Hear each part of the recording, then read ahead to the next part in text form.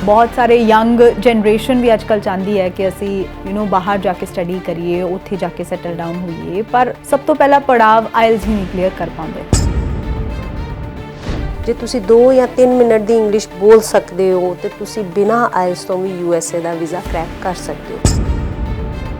ज़्यादातर जिहड़ा यूथ है वो कैनेडा प्रैफर करता है या आस्ट्रेलिया प्रैफर करता है, उस तो इलावा की प्रेफरेंस हो सकती है? इस टाइम UK बहुत सेफेस्ट चल रहा है क्योंकि कैश आ जाती है, मतलब वीज़ा आ जाता है। वो कैश तक ही बच्चे को पहुँचाना एक बहुत बड़ा टारगेट होंदा। उनके लिए कंसलटेंट का मेन काम है कि बच्चे के प्रोफाइल के अकॉर्डिंगली अच्छी यूनिवर्सिटी अप्लाई करे।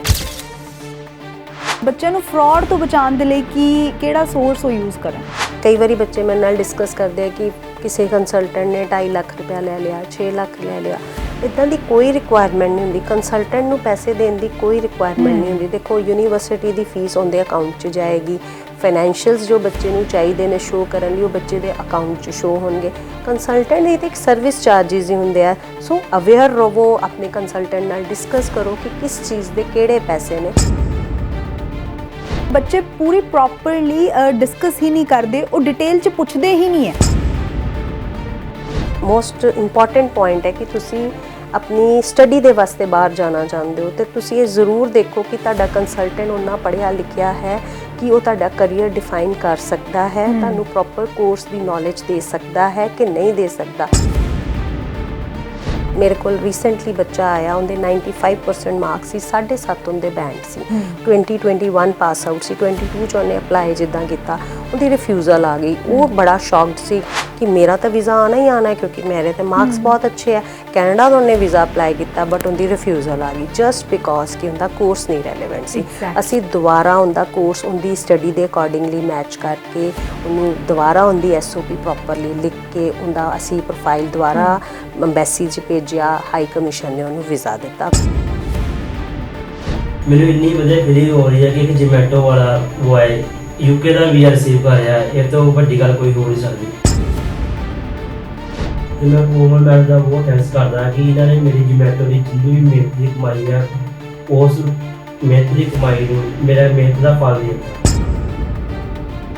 असी UK USA की interview preparation free of cost कराई दी और प्रॉपर एक्सपर्ट चैनल के थ्रू करवाई, मुफ्त कराई। असी कोई चार्ज चीज़ नहीं लेंदे क्योंकि बच्चे का मोस्ट इंपॉर्टेंट है इंटरव्यू क्रैक करना। सो उनके लिए साढ़े कोई चार्जिज नहीं ने। वंस उनका वीज़ा आएगा वो फ्लाई करेगा, साढ़े लिए तो वही इंपॉर्टेंट चीज़। मतलब तुसी ये कह रहे हो कि पैसे वीज़ा लगन तो बाद तुसी लाओगे?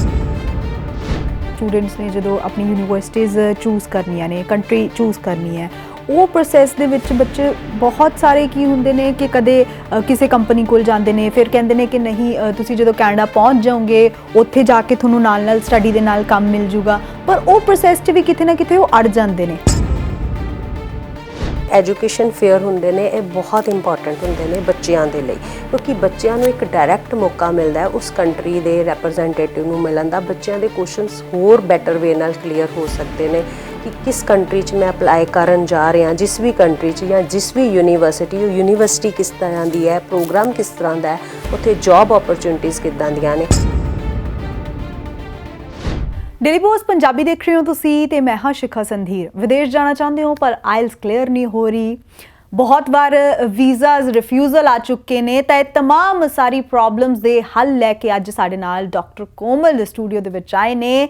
एक दहाके तो भी ज़्यादा का समा हो चुके हैं उन्होंने ये सारी प्रॉब्लम्स दे नाल डील करते। पहला स्वागत करते हैं। सत श्री अकाल। सत श्री अकाल जी। सो हुणी जिदा जिक्र किया कि बहुत सारे यंग जनरेशन भी आजकल चाहती है कि असी बाहर जाके स्टडी करिए, उत्थे जाके सैटल डाउन होइए, पर सब तो पहला पड़ाव आइल्स ही नहीं क्लीयर कर पाते। बिल्कुल। सो आइल्स के बच्चों की नहीं क्लीयर हो रही या बैंड्स रिक्वायर्ड जिदा कैनेडा की असी गल करिए तो कैनेडा के रिक्वायर बैंड्स ने अंडर ग्रैड प्रोग्राम्स के लिए 6 ईच और पोस्ट ग्रैड प्रोग्राम की 6.5 नॉट लैस दैन 6 और कई बारी बच्चों के रिक्वायर्ड बैंड्स नहीं आते। बार बार आइल्स देने तो बाद भी बच्चों के 5.5 मॉड्यूल या आइल्स कर ही नहीं पाते, कई कंस्ट्रेंट होंगे ने। ਤੇ ਉਹਨਾਂ ਦੇ ਅਕੋਰਡਿੰਗਲੀ ਵੀ ਬਹੁਤ ਸਾਰੀਆਂ ਕੰਟਰੀਜ਼ ਨੇ ਜਿੱਥੇ ਅਪਲਾਈ ਕੀਤਾ ਜਾ ਸਕਦਾ ਹੈ, ਜਿੱਦਾਂ USA and UK IELTS the requirement ਨਹੀਂ ਹੈ, ਉਹ ਇੰਟਰਵਿਊ ਬੇਸਡ ਵੀਜ਼ਾ ਹੈ। ਜੇ ਤੁਸੀਂ 2 ਜਾਂ 3 ਮਿੰਟ ਦੀ ਇੰਗਲਿਸ਼ ਬੋਲ ਸਕਦੇ ਹੋ ਤੇ ਤੁਸੀਂ ਬਿਨਾਂ ਆਇਲਸ ਤੋਂ ਵੀ USA ਦਾ ਵੀਜ਼ਾ ਕਰੈਕ ਕਰ ਸਕਦੇ ਹੋ, ਕਿਉਂਕਿ ਉਹਨਾਂ ਯੂਨੀਵਰਸਿਟੀਜ਼ ਦੀਆਂ ਰਿਕੁਆਇਰਮੈਂਟਸ ਨਹੀਂ ਨੇ ਕਿ ਆਇਲਸ ਵਾਲਾ ਹੀ ਉਹਨਾਂ ਲਈ ਬੱਚਾ ਚਾਹੀਦਾ ਹੈ। ਉਹ ਔਨ ਦਾ ਸਪੌਟ ਬੱਚੇ ਦੀ ਅਸੈਸਮੈਂਟ ਕਰਦੇ ਨੇ। ਸੋ ਆਪਣੇ ਪ੍ਰੋਫਾਈਲ ਦੇ ਅਕੋਰਡਿੰਗਲੀ ਹੀ ਮੇਰੀ ਰਿਕਮੈਂਡੇਸ਼ਨ ਹੈ ਬੱਚਿਆਂ ਨੂੰ ਕਿ ਆਪਣੇ ਪ੍ਰੋਫਾਈਲ ਦੇ ਅਕੋਰਡਿੰਗਲੀ ਹੀ ਕੰਟਰੀ ਚੂਜ਼ ਕਰੋ ਕਿ ਉਹ ਕਿਹੜੀ ਕੰਟਰੀ ਦੇ ਲਈ ਐਲੀਜੀਬਲ ਨੇ। ਬੱਚੇ ਐਕਚੁਅਲੀ ਕਰਦੇ ਹੀ ਚੂਜ਼ ਉਸ ਅਕੋਰਡਿੰਗਲੀ ਨਹੀਂ, ਉਹਨਾਂ ਨੂੰ ਹੁੰਦਾ ਹੈ ਜ਼ਿਆਦਾਤਰ ਜਿਹੜਾ ਯੂਥ ਹੈ ਉਹ ਕੈਨੇਡਾ ਪ੍ਰੈਫਰ ਕਰਦਾ ਹੈ ਜਾਂ ਆਸਟ੍ਰੇਲੀਆ ਪ੍ਰੈਫਰ ਕਰਦਾ ਹੈ। ਉਸ ਤੋਂ ਇਲਾਵਾ ਕੀ ਪ੍ਰੈਫਰੈਂਸ ਹੋ ਸਕਦੀ ਹੈ ਉਹਨਾਂ ਦੀ? ਦੇਖੋ Canada no doubt Canada PR point of view ਨਾਲ ਅਗਰ ਦੇਖਿਆ ਜਾਵੇ ਤੇ ਕੈਨੇਡਾ ਇੱਕ ਸਮੂਥ ਵੇ ਹੈ, ਤਾਂ ਸੋ ਸਭ ਦੇ ਬੱਚਿਆਂ ਦੀ ਪ੍ਰੈਫਰੈਂਸ ਇਹੀ ਹੁੰਦੀ ਹੈ ਕਿ ਅਸੀਂ ਕੈਨੇਡਾ ਹੀ ਜਾਈਏ। ਬਟ ਇਹ ਜ਼ਰੂਰੀ ਨਹੀਂ ਹੈ। USA is very good country, ਉਹਨਾਂ ਦੀਆਂ ਯੂਨੀਵਰਸਿਟੀ ਸਟੱਡੀ ਦਾ ਲੈਵਲ ਔਰ ਅਗਰ ਉਹਨਾਂ ਦੀਆਂ ਰੂਲਸ ਐਂਡ ਰੈਗੂਲੇਸ਼ਨਸ ਅਸੀਂ ਪ੍ਰੋਪਰਲੀ ਫੋਲੋ ਕਰਦੇ ਹਾਂ ਔਰ ਅਸੀਂ ਉੱਥੇ ਵੀ ਆਪਣੀ ਸਿਟੀਜ਼ਨਸ਼ਿਪ ਦੇ ਲੈਵਲ ਤੇ ਆ ਸਕਦੇ ਹਾਂ।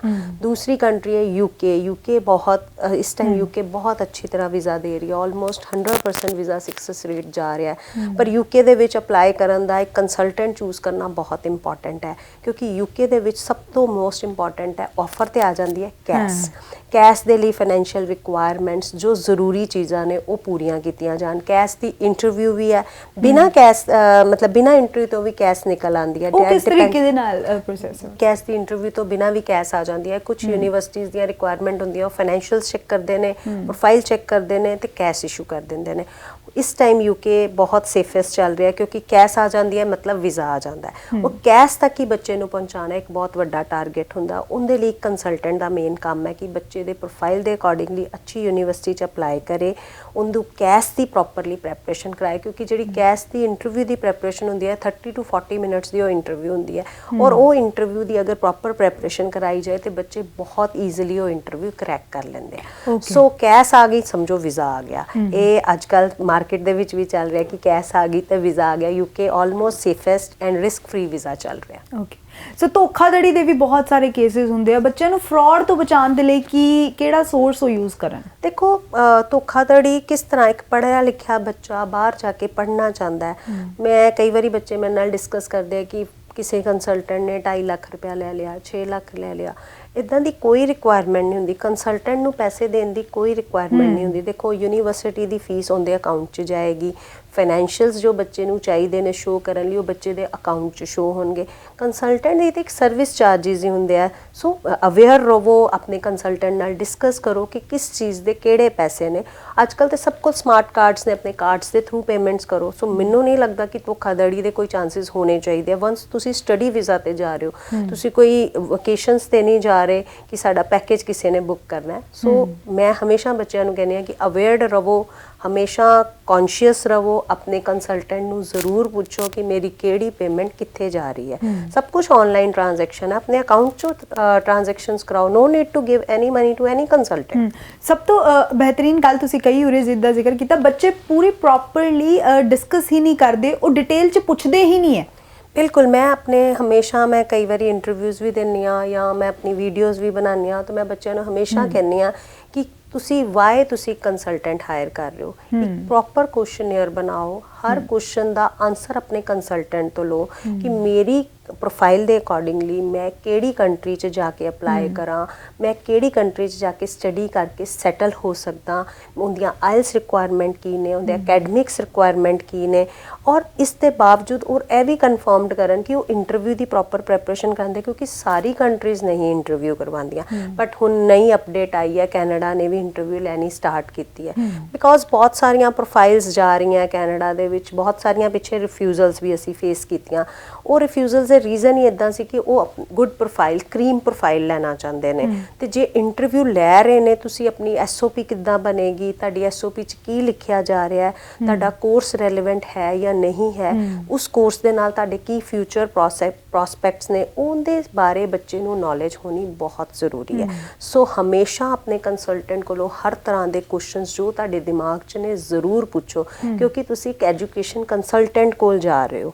ਪਹਿਲਾਂ ਬੱਚੇ ਨੂੰ ਹਮੇਸ਼ਾ ਆਪਣੇ ਕੰਸਲਟੈਂਟ ਦੀ ਐਜੂਕੇਸ਼ਨ ਬਾਰੇ ਵੀ ਪੁੱਛੇ, ਕਿਉਂਕਿ ਤੁਸੀਂ ਇੱਕ ਸਭ ਤੋਂ ਮੋਸਟ ਇੰਪੋਰਟੈਂਟ ਪੁਆਇੰਟ ਹੈ ਕਿ ਤੁਸੀਂ ਆਪਣੀ ਸਟੱਡੀ ਦੇ ਵਾਸਤੇ ਬਾਹਰ ਜਾਣਾ ਚਾਹੁੰਦੇ ਹੋ ਤੇ ਤੁਸੀਂ ਇਹ ਜ਼ਰੂਰ ਦੇਖੋ ਕਿ ਤੁਹਾਡਾ ਕੰਸਲਟੈਂਟ ਉਹਨਾਂ ਪੜ੍ਹਿਆ ਲਿਖਿਆ ਹੈ ਕਿ ਉਹ ਤੁਹਾਡਾ ਕਰੀਅਰ ਡਿਫਾਈਨ ਕਰ ਸਕਦਾ ਹੈ, ਤੁਹਾਨੂੰ ਪ੍ਰੋਪਰ ਕੋਰਸ ਦੀ ਨੌਲੇਜ ਦੇ ਸਕਦਾ ਹੈ ਕਿ ਨਹੀਂ ਦੇ ਸਕਦਾ। ਸੋ ਇਹ ਚੀਜ਼ਾਂ ਦੀ ਅਵੇਅਰਨੈਸ ਬੱਚੇ ਨੂੰ ਹੋਣੀ ਚਾਹੀਦੀ ਹੈ। ਅੱਜ ਕੱਲ੍ਹ ਬੱਚੇ ਬਹੁਤ ਅਵੇਅਰਡ ਨੇ, ਨੋ ਡਾਊਟ। ਸਮ ਟਾਈਮ ਕਈ ਵਾਰੀ ਕੋਈ ਬੱਚਾ ਹੋ ਸਕਦਾ ਹੈ ਮਿਸਗਾਈਡਡ ਵੀ ਹੋ ਕੇ ਸਾਡੇ ਕੋਲ ਆਉਂਦੇ ਨੇ, ਬਟ ਬੱਚੇ ਨੂੰ ਅਵੇਅਰਡ ਰਹਿਣਾ ਬਹੁਤ ਜ਼ਰੂਰੀ ਹੈ, ਕਿਉਂਕਿ ਤੁਸੀਂ ਇੱਕ ਗੱਲ ਨੂੰ ਸਮਝੋ ਕਿ ਤੁਸੀਂ ਵਿਦੇਸ਼ ਜਾ ਰਹੇ ਹੋ ਪੜ੍ਹਨ ਦੇ ਲਈ, ਤੇ ਪੜ੍ਹਨ ਦੇ ਲਈ ਜਿਹੜੇ ਵੀ ਮੀਡੀਅਮ ਨੂੰ ਚੂਜ਼ ਕਰ ਰਹੇ ਹੋ ਉਹਦੀ ਵੀ ਕੁਆਲੀਫਿਕੇਸ਼ਨ ਮੈਟਰ ਕਰਦੀ ਹੈ। ਤਾਂ ਤੁਹਾਡੇ ਕੰਪਨੀ ਦੀ ਜੇ ਮੈਂ ਗੱਲ ਕਰਾਂ ਤਾਂ ਕੀ ਸਕਸੈਸ ਰੇਟ ਹੈ? ਸਾਡਾ ਸਕਸੈਸ ਰੇਟ ਬਹੁਤ ਅੱਛਾ ਚੱਲ ਰਿਹਾ। ਅਸੀਂ 16 ਸਾਲ ਪੁਰਾਣੀ ਕੰਪਨੀ ਹੈ ਸਾਡਾ ਬਹੁਤ ਰਿਲਾਇਬਲ ਨੇਮ ਹੈ, ਕੋਈ ਵੀ ਨੈਗੇਟਿਵਿਟੀ ਨਹੀਂ ਸਾਡੇ ਬਾਰੇ ਆਂਦੀ, ਕਿਉਂਕਿ ਯੂਜੂਅਲੀ ਅਸੀਂ ਇਦਾਂ ਦੇ ਹਾਂ ਕਿ ਅਸੀਂ ਵੋਲਿਊਮ 'ਚ ਕੰਮ ਨਹੀਂ ਕਰਨਾ ਚਾਹੁੰਦੇ, ਅਸੀਂ ਕੁਆਲਿਟੀ 'ਚ ਕੰਮ ਕਰਦੇ ਹਾਂ। ਅਸੀਂ ਹਰ ਪ੍ਰੋਫਾਈਲ ਨੂੰ ਪ੍ਰੋਪਰਲੀ ਅਸੈਸ ਕਰਦੇ ਹਾਂ, ਉਹਦੇ ਅਕੋਰਡਿੰਗਲੀ ਉਹਦੇ ਲਈ ਕੰਟਰੀ ਚੂਜ਼ ਕਰਦੇ ਹਾਂ, ਕੋਰਸ ਚੂਜ਼ ਕਰਦੇ ਹਾਂ। ਸਾਡੇ ਕੋਲ ਐਕਸਪਰਟ ਟੀਮ ਹੈ ਜੋ SOP ਬਣਾਉਂਦੀ ਹੈ ਬੱਚੇ ਦੀ, ਐਕਸਪਰਟ ਟੀਮ ਹੈ ਜੋ ਬੱਚੇ ਦੇ ਲਈ ਇੰਟਰਵਿਊ ਤਿਆਰੀ ਕਰਾਉਂਦੀ ਹੈ। ਅਸੀਂ UK USA the interview preparation free of cost ਕਰਾਈ ਦੀ ਔਰ ਪ੍ਰੋਪਰ ਐਕਸਪਰਟ ਚੈਨਲ ਦੇ ਥਰੂ ਕਰਵਾਈ ਦੀ। ਮੁਫਤ ਕਰਾਈ ਦੀ? ਬਿਲਕੁਲ ਮੁਫਤ ਕਰਵਾਉਂਦੇ ਆ। ਅਸੀਂ ਕੋਈ ਚਾਰਜਿਸ ਨਹੀਂ ਲੈਂਦੇ, ਕਿਉਂਕਿ ਬੱਚੇ ਦਾ ਮੋਸਟ ਇੰਪੋਰਟੈਂਟ ਹੈ ਇੰਟਰਵਿਊ ਕਰੈਕ ਕਰਨਾ। ਸੋ ਉਹਦੇ ਲਈ ਸਾਡੇ ਕੋਈ ਚਾਰਜਿਸ ਨਹੀਂ ਨੇ। ਵੰਸ ਉਹਦਾ ਵੀਜ਼ਾ ਆਏਗਾ, ਉਹ ਫਲਾਈ ਕਰੇਗਾ, ਸਾਡੇ ਲਈ ਤੇ ਉਹੀ ਇੰਪੋਰਟੈਂਟ ਚੀਜ਼ ਹੈ। ਮਤਲਬ ਤੁਸੀਂ ਇਹ ਕਹਿ ਰਹੇ ਹੋ ਕਿ ਪੈਸੇ ਵੀਜ਼ਾ ਲੱਗਣ ਤੋਂ ਬਾਅਦ ਤੁਸੀਂ ਲਓਗੇ? ਅਸੀਂ ਪ੍ਰੋਸੈਸਿੰਗ ਫੀ ਜੋ ਵੀ ਹੈ ਸਾਡੀ USA ਦੀ, ਅਸੀਂ ਆਫਟਰ ਵੀਜ਼ਾ ਲੈਂਦੇ ਹਾਂ। ਬਿਫੋਰ ਵੀਜ਼ਾ ਅਸੀਂ ਕੁਝ ਵੀ ਚਾਰਜ ਨਹੀਂ ਕਰਦੇ। ਤਾਂ ਸਟੂਡੈਂਟ ਵੀਜ਼ਾਸ ਦੀ ਜੇ ਮੈਂ ਗੱਲ ਕਰਦੀ ਹਾਂ ਤੇ ਸਟੂਡੈਂਟਸ ਨੇ ਜਦੋਂ ਆਪਣੀ ਯੂਨੀਵਰਸਿਟੀਜ਼ ਚੂਜ਼ ਕਰਨੀਆਂ ਨੇ, ਕੰਟਰੀ ਚੂਜ਼ ਕਰਨੀ ਹੈ, ਉਹ ਪ੍ਰੋਸੈਸ ਦੇ ਵਿੱਚ ਬੱਚੇ ਬਹੁਤ ਸਾਰੇ ਕੀ ਹੁੰਦੇ ਨੇ ਕਿ ਕਦੇ ਕਿਸੇ ਕੰਪਨੀ ਕੋਲ ਜਾਂਦੇ ਨੇ, ਫਿਰ ਕਹਿੰਦੇ ਨੇ ਕਿ ਨਹੀਂ ਤੁਸੀਂ ਜਦੋਂ ਕੈਨੇਡਾ ਪਹੁੰਚ ਜਾਓਗੇ ਉੱਥੇ ਜਾ ਕੇ ਤੁਹਾਨੂੰ ਨਾਲ ਸਟੱਡੀ ਦੇ ਨਾਲ ਕੰਮ ਮਿਲ ਜੂਗਾ, ਪਰ ਉਹ ਪ੍ਰੋਸੈਸ 'ਚ ਵੀ ਕਿਤੇ ਨਾ ਕਿਤੇ ਉਹ ਅੜ ਜਾਂਦੇ ਨੇ। ਦੇਖੋ ਜਿੱਦਾਂ ਹੁਣ ਤੁਸੀਂ ਕੈਨੇਡਾ ਦੀ ਗੱਲ ਕੀਤੀ ਹੈ, ਕੈਨੇਡਾ 'ਚ ਈਵਨ ਹਰ ਕੰਟਰੀ ਦੇ ਵਿੱਚ ਇੱਕ ਅਲਾਉਡ ਪਰਮਿਸਿਬਲ ਵਰਕ ਪਰਮਿਟ ਬੱਚਿਆਂ ਨੂੰ ਮਿਲਦਾ ਡਿਊਰਿੰਗ ਹਿਜ਼ ਔਰ ਹਰ ਸਟੱਡੀਜ਼। ਦੇਖੋ ਬੱਚਾ ਬੇਸਿਕਲੀ ਪੜ੍ਹਨ ਚੱਲਾ ਹੈ, ਤੇ ਉਹ ਉਹਨਾਂ ਨੇ ਇੱਕ ਲੀਗਲ ਵੇ ਦੇ ਨਾਲ ਇੱਕ ਪੈਰਾਮੀਟਰ ਬਣਾਏ ਨੇ ਕਿ ਬੱਚੇ ਦੀ ਕੰਮ ਕਰਨ ਦੇ ਨਾਲ ਪੜ੍ਹਾਈ ਸਫਰ ਨਾ ਹੋਵੇ। ਸੋ ਜਿੱਦਾਂ ਹੁਣ ਕੈਨੇਡਾ ਦੇ ਵਿੱਚ ਯੂਜੂਅਲੀ ਪਬਲਿਕ ਕਾਲਜਿਸ ਨੇ, ਉਹਨਾਂ ਦਾ ਹੀ ਵਰਕ ਪਰਮਿਟ ਮਿਲਦਾ ਹੈ। ਦੇਖੋ ਬੱਚਾ ਬੇਸਿਕਲੀ ਸੈਟਲ ਹੋਣ ਚੱਲਾ ਹੈ, ਬੱਚੇ ਨੂੰ ਵਰਕ ਪਰਮਿਟ ਮਿਲਣਾ ਬਹੁਤ ਜ਼ਰੂਰੀ ਹੈ ਕਿ ਕੰਪਲੀਟ ਕਰੇ ਆਪਣੀ ਸਟੱਡੀ ਔਰ ਵਰਕ ਪਰਮਿਟ 'ਤੇ ਆਏ। ਸੋ ਉਹਦੇ ਲਈ ਉਹਨੂੰ ਜਦੋਂ ਵੀ ਉਹਨੇ ਕਾਲਜ ਯੂਨੀਵਰਸਿਟੀ ਅਪਲਾਈ ਕਰਨਾ, ਉਹੀ ਵਾਲੀ ਕਾਲਜ ਯੂਨੀਵਰਸਿਟੀ ਅਪਲਾਈ ਕਰੇ ਜਿੰਦੇ ਵਿੱਚ ਵਰਕ ਪਰਮਿਟ ਅਵੇਲੇਬਲ ਹੈ। ਓਕੇ, ਸੋ ਜੇ ਬੱਚਿਆਂ ਨੇ ਗਾਈਡੈਂਸ ਲੈਣੀ ਹੋਵੇ ਇਹ ਸਾਰੀ ਚੀਜ਼ਾਂ ਦੀ, ਜਿਵੇਂ ਹੁਣ ਤੁਸੀਂ ਜੋ ਚੀਜ਼ਾਂ ਐਕਸਪਲੇਨ ਕਰ ਰਹੇ ਹੋ, ਜਾਂ ਇਸ ਤੋਂ ਇਲਾਵਾ ਵੀ ਫਰਦਰ ਕੁਐਸਚਨਸ ਹੋਣ, ਤਾਂ ਬੱਚੇ ਤੁਹਾਡੇ ਤੱਕ ਕਿਵੇਂ ਪਹੁੰਚਣ ਫਿਰ? ਬੱਚੇ ਸਾਡੇ ਥਰੂ ਸਾਨੂੰ ਸੋਸ਼ਲ ਮੀਡੀਆ ਤੇ ਸਾਡੇ ਲਿੱਤੇ ਹੋਏ ਵੀਜ਼ਾਸ ਦੇਖਣ। ਸਾਨੂੰ ਇਸ ਸਕਰੀਨ ਤੇ ਸਾਡੇ ਨੰਬਰ, ਕੰਟੈਕਟ ਨੰਬਰਸ ਚੱਲ ਰਹੇ ਨੇ, ਸਾਨੂੰ ਇਸ ਨੰਬਰ ਤੇ ਕੰਟੈਕਟ ਕਰ ਸਕਦੇ ਨੇ। ਥਰੂ ਵੈਬਸਾਈਟ ਸਾਨੂੰ ਕੰਟੈਕਟ ਕਰ ਸਕਦੇ ਨੇ, ਸਾਨੂੰ ਥਰੂ ਮੇਲਸ ਕੰਟੈਕਟ ਕਰ ਸਕਦੇ ਨੇ। ਔਰ ਸਾਡੇ ਆਫਿਸ ਜੋ ਜਲੰਧਰ ਦੇ ਵਿੱਚ ਪ੍ਰੈਜ਼ੀਡੈਂਟ ਹੋਟਲ ਦੇ ਨਾਲ ਅਰੋੜਾ ਪ੍ਰਾਈਮ ਟਾਵਰ ਦੇ ਵਿੱਚ ਸਾਡਾ ਆਫਿਸ ਹੈ, ਜੋ 16 ਈਅਰ 올ਡ ਆਫਿਸ ਹੈ।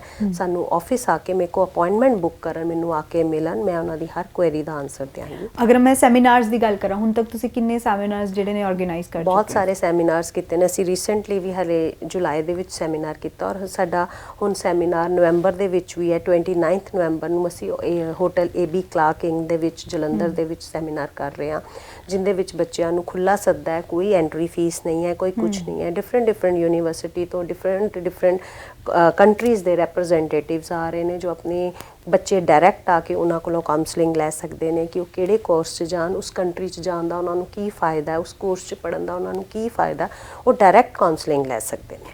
ਬੱਚੇ ਆਪਣਾ ਮਾਈਂਡ ਪ੍ਰਿਪੇਅਰ ਕਿਵੇਂ ਕਰਨ? ਉਹ ਆਪਣੇ ਆਪ ਨੂੰ ਪ੍ਰਿਪੇਅਰ ਨਹੀਂ ਕਰ ਪਾਉਂਦੇ ਕਿ ਅਸੀਂ ਇੱਕ ਤਾਂ ਅਲੱਗ ਕੰਟਰੀ 'ਚ ਜਾ ਰਹੇ ਹਾਂ, ਉੱਥੇ ਜਾ ਕੇ ਸੈਟਲ ਡਾਊਨ ਹੋਣਾ ਹੈ, ਹਸ਼ ਹੈ, ਸਾਰੀ ਚੀਜ਼ਾਂ 'ਚ ਭੱਜ ਦੌੜ ਹੈ, ਕਿਤੇ ਨਾ ਕਿਤੇ ਉਹ ਮੈਂਟਲੀ ਪ੍ਰਿਪੇਅਰ ਨਹੀਂ ਕਰ ਪਾਉਂਦੇ। ਫਿਜ਼ੀਕਲੀ ਸ਼ਾਇਦ ਉਹ ਸਾਰੀ ਚੀਜ਼ਾਂ ਕਰ ਰਹੇ ਨੇ, ਇਹ ਹੋ ਗਿਆ, ਸਾਰੀ ਚੀਜ਼ਾਂ ਹੋ ਗਈਆਂ, ਬਟ ਮੈਂਟਲੀ ਕਿਤੇ ਨਾ ਕਿਤੇ ਫਿਰ ਵੀ ਸਟ੍ਰੈਸ ਬੱਚੇ ਨੂੰ ਰਹਿੰਦਾ ਇਸ ਚੀਜ਼ ਦਾ।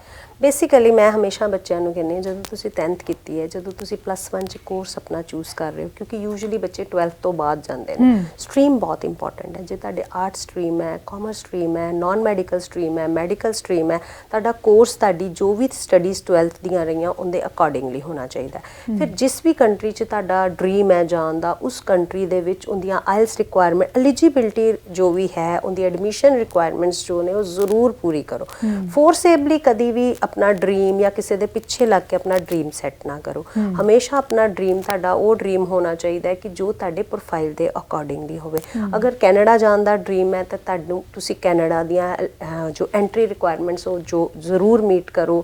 USA ਦੀਆਂ ਐਂਟਰੀ ਰਿਕੁਆਇਰਮੈਂਟਸ ਜ਼ਰੂਰ ਮੀਟ ਕਰੋ। ਮਤਲਬ ਜਿਹੜੀ ਵੀ ਕੰਟਰੀ 'ਚ ਜਾਣਾ ਚਾਹੁੰਦੇ ਹੋ ਉਹਦੀਆਂ ਐਂਟਰੀ ਰਿਕੁਆਇਰਮੈਂਟਸ ਬਹੁਤ ਇੰਪੋਰਟੈਂਟ ਹੈ।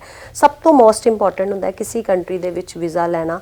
ਉਹਦੇ ਲਈ ਸਭ ਤੋਂ ਪਹਿਲਾਂ ਬੱਚੇ ਦਾ ਕੰਮ ਹੈ ਕਿ ਉਹਦਾ ਪ੍ਰੋਫਾਈਲ ਉਹਦੀਆਂ ਐਂਟਰੀ ਰਿਕੁਆਇਰਮੈਂਟਸ ਪੂਰੀਆਂ ਹੋਣ।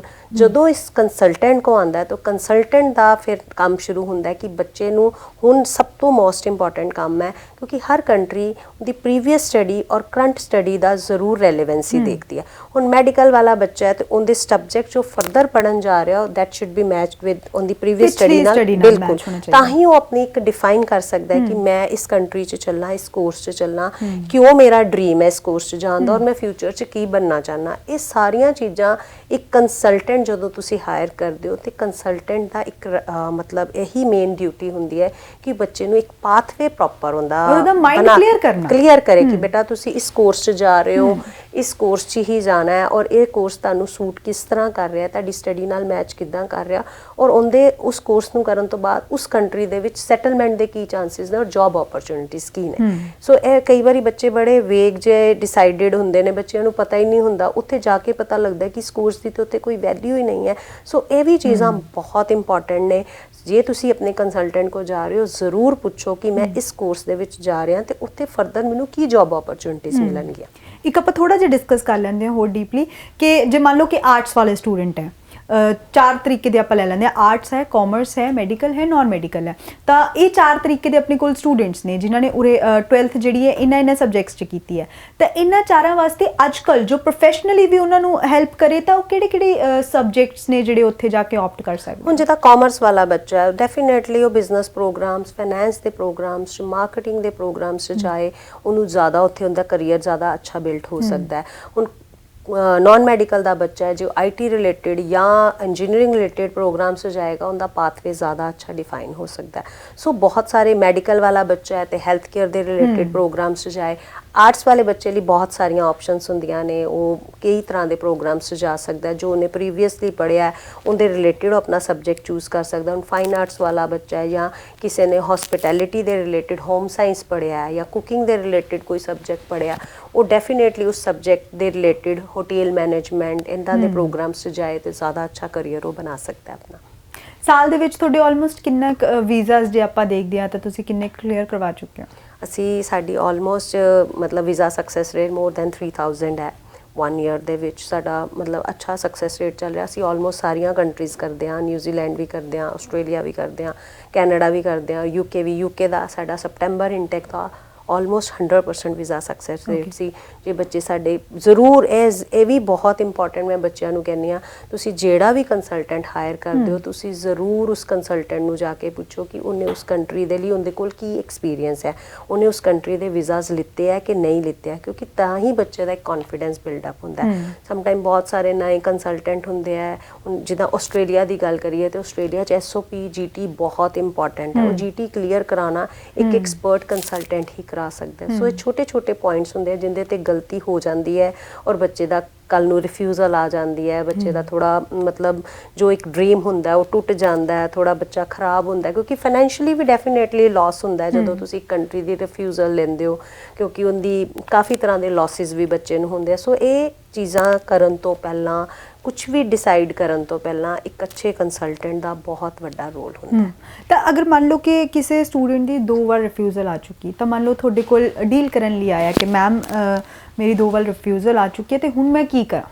देखो रिफ्यूजल नाल कभी भी बच्चे का कोई ऐ नहीं होंदा कि समटाइम बच्चे आते हैं कि मैम मेरिया तो 2 रिफ्यूजल आ गई कि मैं हुण इस कंट्री एलिजिबल नहीं हाँ, नहीं इस तरह नहीं होंदा। समटाइम तुहाडा प्रोफाइल मेरे को रिसेंटली बच्चा आया उनके 95% मार्क्स सी, 7.5 उनके बैंड सी।